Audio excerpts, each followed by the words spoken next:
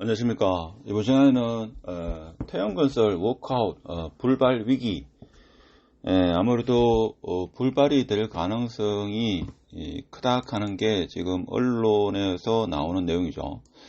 물론 좀 더 지켜봐야 되겠습니다만은 태형건설이 그룹 차원에서 뼈를 깎는 자구안이 발표가 되면 채권단에서 수용을 하겠죠. 근데 지금 채권단에서는 좀 의구심이 든다. 그래서 워크아웃 불발 위기에 대한 이야기가 나옵니다. 그래서 아무래도 가장 큰 게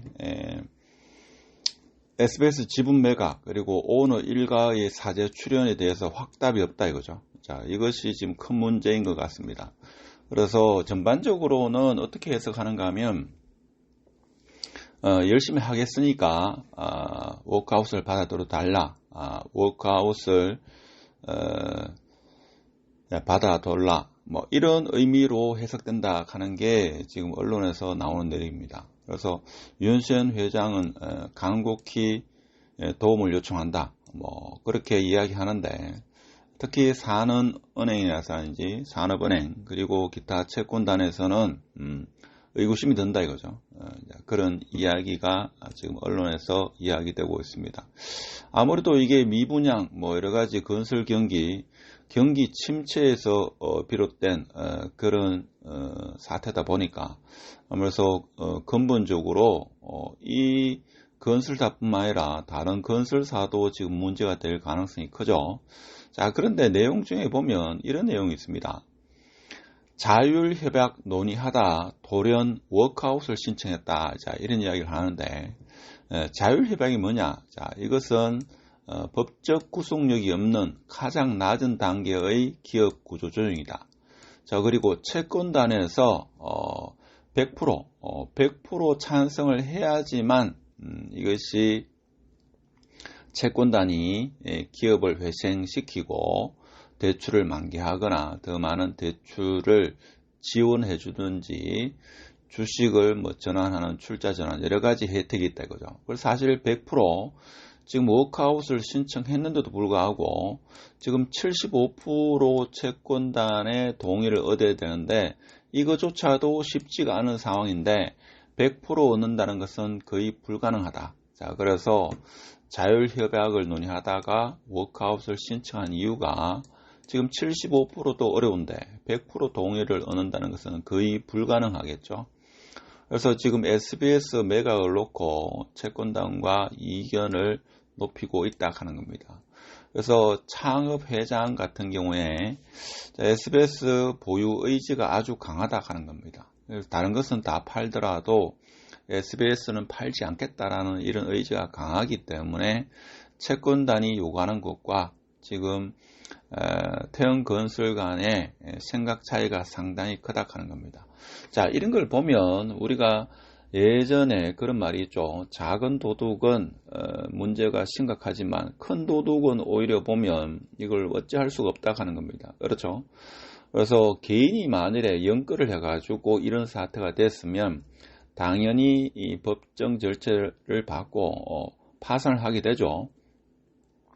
근데 이게 대기업이다 보니까 파산을 시키게 되면 제2금융권이나 캐피탈사, 채권단에 여러 가지 영향을 많이 미치고 특히 하도급 업체, 협력업체가 지금 500군데 그리고 계약한 데가 한 1000군데 정도 그렇게 그 파급력 은 상당하기 때문에 정부에서도 되도록이면 태형건설의 워크아웃을 수용해가지고 더 크게 문제가 발생하지 않도록 하기 위한 거죠.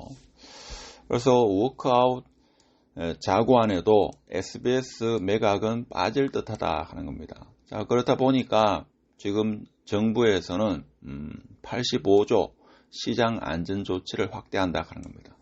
어떻게 보면 좀 이해가 안 되죠. 태형건설이 지금 PF 대출에 해당되는 게 한 3조 정도 되는데 3조 정도밖에 되지 않는데 정부에서는 85조까지 시장 안전 조치를 확대한다 하고 필요하면 한국은행에서도 유동성을 지원하겠다 하는 겁니다. 뭔가 좀 이해가 안 되죠. 금액이 크지 않은데 왜 이렇게 큰 금액을 심지어 한국은행까지 나서겠다. 이게 좀 이해가 안 되죠. 그만큼 심각하다 하는 것을 우리가 알 수 있는 내용이다 하는 겁니다. 그래서 언론에는 내용도 다 믿어서는 안 되고, 그래서 해결책은 여러분도 아시겠지만 이 미분양이 해소되면 문제가 없겠죠. 미분양 해소 방안과 경기 침체 완화 대책을 내놓아야 한다. 그래서 PF는 지금 어떻게 보면 모랄 해저드 같은 그런 경영 방식으로 해오던 그런 기업, 즉 정리할 기업은 정리하고 옥석을 가려야 되겠죠. 그래서 부동산 규제 완화, 다주택자 취득세 인하, 그리고 미분양 양도세, 양도세 인하, 내지는 양도세를 면제시킨다든지, 금리 인하 같은 경우에는 미국의 금리 인하와 같이 동조화가 있기 때문에 어쩔 수 없는 일이지만, 정부에서는 이런 부동산 대책을 내놓아야지만 제가 볼 때는 이런 PF 사태가 어느 정도는 좀 해결의 실마리를 갖지 않겠나 이런 생각도 해봅니다. 하여튼 지금 언론에서 이야기되는 내용은 채권단과 태형건설 간의 어떤 워크아웃을 둘러싸고 서로 입장차가 상당히 크다 하는 겁니다. 그래서 이 워크아웃이 불발될 위기가 직면해 있다. 물론 아직 시간은 한 일주일 정도 더 시간이 있습니다만은 태형건설에서 성의 있는 그리고 뼈를 깎는 그런 자구안이 있어야지만 채권단에서 이 워크아웃을 수용해가지고 이 PF 사태를 넘기지 않겠는가. 그렇지만 향후 제2의 태형, 제3의 태형의 PF 사태가 발생하게 되면 상황은 더 심각해진다. 자, 그런 말씀을 드리면서 오늘 영상은 마치도록 하겠습니다. 감사합니다.